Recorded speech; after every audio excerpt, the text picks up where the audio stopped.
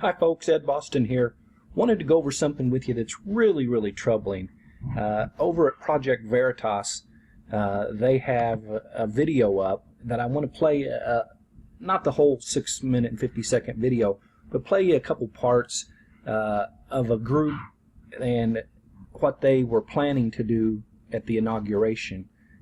It just shows you what kind of people that we're dealing with and up against when we talk about the radicals and the far left people that would do anything, and you'll see here, will do anything in order to disrupt what's going to go on Friday in Washington, D.C. Let's take a look at this video.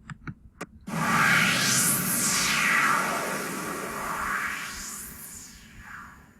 if you had a freaking pint of butyric acid, I don't care how big the building is, it's closed and it's staying closed for a while.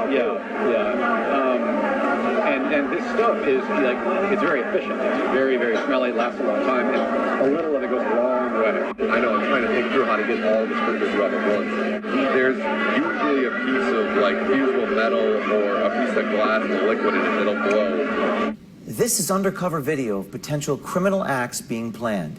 These organizers and activists are talking about setting off butyric acid into the ventilation system and setting off fire alarm sprinklers at a Trump inaugural ball later this week. What you're about to see is part one of our hidden camera investigation into the groups and organizations that seek to cause havoc and violence at the Trump inauguration in Washington, D.C. I, Ronald Reagan. I, George Herbert Walker Bush. Preserve, protect, and defend the Constitution of the United States. So help me God.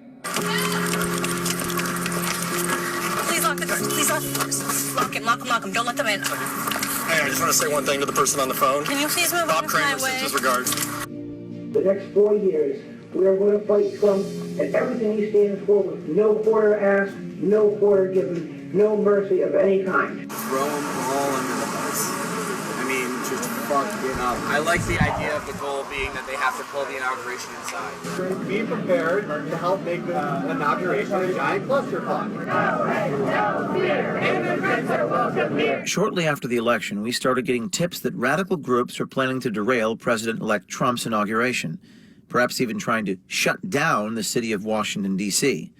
Various groups, some old, some new, have gathered together under the Disrupt J20 umbrella.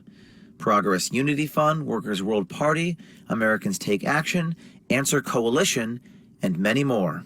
Today's investigation focuses on these guys from the D.C. Anti-Fascist Coalition. The message has to be that, we do not recognize the city government either. If you try to close us down, we will look for your house, we will burn it. We will physically fight the police if they try to clear one of our places. We will go to war, and you will lose. Early on, one of our journalists was sent an email inviting him to a planning meeting. All right, well, you can get the gist of what's going on here. And you're looking at people who are talking about putting butyric acid into ventilation systems. You're looking at people who threaten city government officials.